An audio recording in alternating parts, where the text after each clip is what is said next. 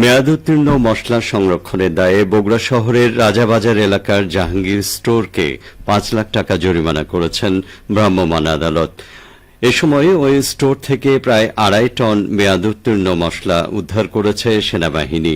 গতকাল পরিচালিত এই অভিযানে ওই স্টোরের গুদাম থেকে দারুচিনি, জিরা, সাদা এলাচ, কালো এলাচ, তকমা ও কিশমিশ সহ বিভিন্ন ধরনের ২,৬০০ কেজি মশলা জব্দ করা হয়।